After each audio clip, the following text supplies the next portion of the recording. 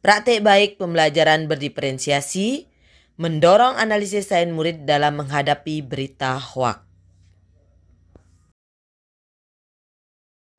Om Swastiastu.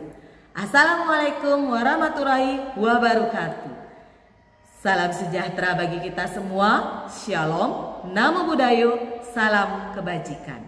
Perkenalkan, saya Niwayan Eka Pratiwi, guru kimia dari SMA Negeri 1 Bebandem, Karangasem, Bali. Salah satu prinsip penting dari pembelajaran berdiferensiasi adalah kurikulum berkualitas.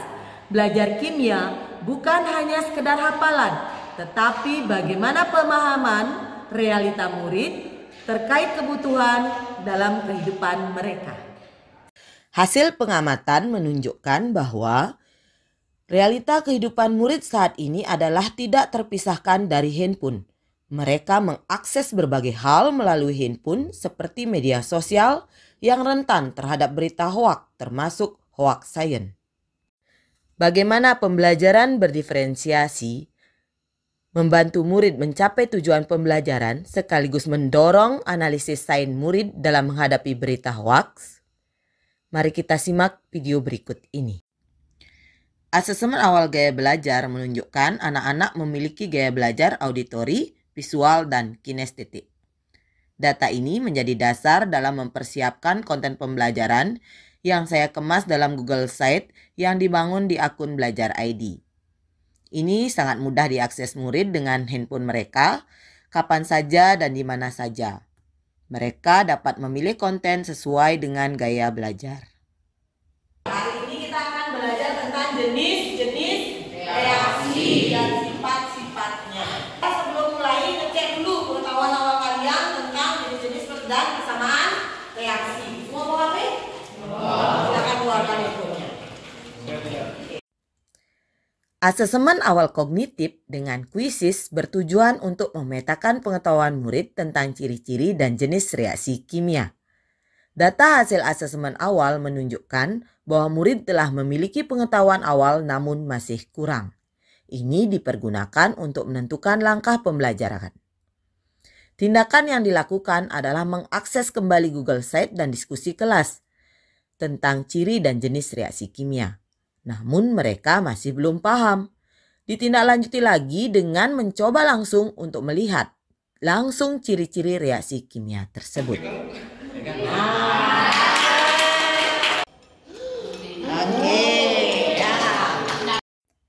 Setelah murid-murid paham ciri dan jenis reaksi kimia, dilanjutkan dengan diskusi tentang hoaks dan hoaks sains. Tahap selanjutnya adalah pemilihan konten internet yang mereka harus analisis secara kritis. Murid diberikan kebebasan untuk menentukan konten sendiri atau disediakan guru. Ternyata murid memilih yang disediakan guru. Ibu yang menyediakan berapa pilihan gitu? Ya. Nanti kalian memilih? Ya. Saya telah menyediakan 8 pilihan yang dapat mereka pilih sesuai minat mereka. Pilihan-pilihan tersebut dapat dibuktikan secara ilmiah dengan bahan di sekitar murid, mengingat keterbatasan alat dan bahan di Laboratorium Kimia SMA Negeri 1 Bebandem. Murid dengan pilihan konten yang sama bergabung menjadi satu kelompok. Mereka diberikan kesempatan untuk menganalisis dari berbagai sumber terpercaya selama 1 minggu di rumah. Mereka harus membangun argumen yang nanti akan timbul dari percobaan yang mereka lakukan terkait pilihan konten tersebut.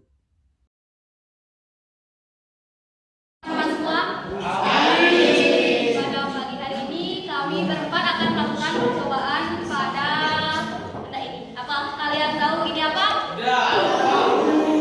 Pasti kalian tahu ya, ini beras dan yang ini nasi. Pada percobaan kali ini kita akan menambahkan betadin ke dalam beras dan nasi. Pada pertemuan selanjutnya, mereka mulai mencoba, memaparkan, dan membangun argumen kritis tentang konten yang mereka pilih. Disinilah kemampuan murid dalam mengumpulkan informasi terpercaya di internet dilatih. Keterampilan berpikir kritis mereka dirangsang untuk tumbuh dan berkembang. Pemanfaatan teknologi untuk hal yang positif. Tadi warna benda ini sebelum ditambahkan zat tersebut berwarna apa? Dan tadi ditambahkan sama perubahan warnanya menjadi warna perubahan warna beras ini ketika ditambahkan betadin membuktikan bahwa ada reaksi kimia. Warna beras menjadi hitam bukan berarti beras ini mengandung racun, melainkan beras ini mengandung karbohidrat. Dan untuk nasi berubah warna menjadi hitam bukan berarti nasi juga memiliki racun, melainkan kandungan karbohidrat pada nasi masih tetap sama seperti di beras walaupun sudah dimasak.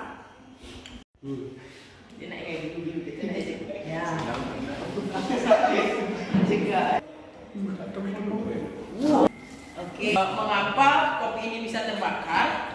Karena dapat terbakar karena memiliki kandungan bubuk primer yang di dalamnya terkandung lemak nabati. Selain itu juga terdapat unsur gula, yaitu yang salah satunya rumus kimia penyusunnya adalah karbon. Lemak nabati dan karbon merupakan zat yang bisa terbakar bila terkena api, bukan berarti mengandung isu. Ini bisa dikonsumsi, bukan berarti nggak bisa dikonsumsi. Tidak. Halo teman-teman, apa kabar semuanya? Baik. Nah, di sini kami akan melakukan percobaan kepada bihun apakah mengandung plastik atau tidak. Nah teman-teman, kalian tahu nggak apa itu bihun?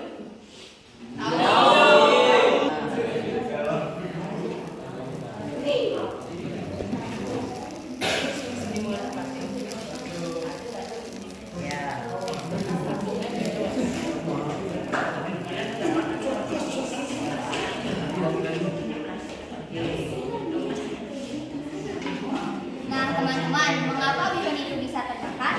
Bihun bisa terbakar menurut BPOM menjelaskan bahwa produk pangan yang memiliki rantai karbon dengan kadar air rendah seperti bihun dapat terbakar dengan mudah jika disulut dengan api. Nah, teman-teman, jika kalian menemukan bihun yang mudah terbakar, itu bukan berarti bihun mengandung plastik. Itu karena bihun mengandung karbon air yang rendah. Jadi, bihun ini bisa dikonsumsi dengan baik, aman. Teman-teman, kenal nggak ini apa? Kenal. Teman-teman, ini kita kasih betadin ya.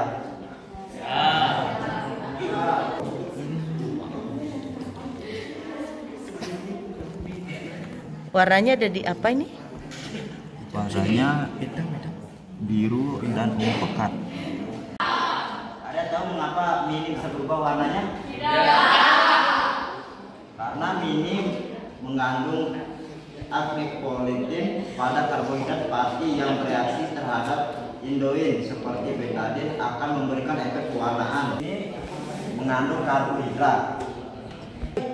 Teman-teman, kalau kita makan nasi campur mie, ya sama aja kita makan karbohidrat.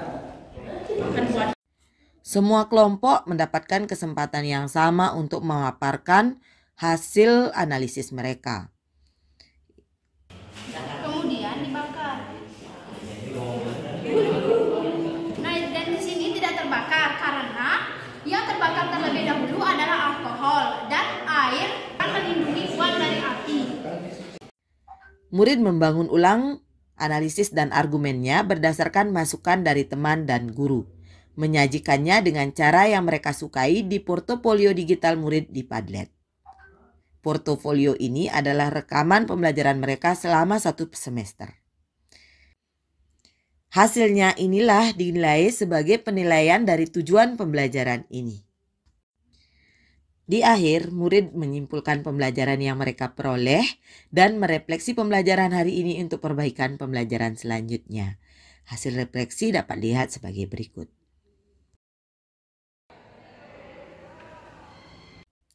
Demikianlah pembelajaran berdiferensiasi yang mendorong ketercapaian tujuan pembelajaran dan analisis sains murid dalam menghadapi berita hoak. Terima kasih. Om Santi Santi Santi Om.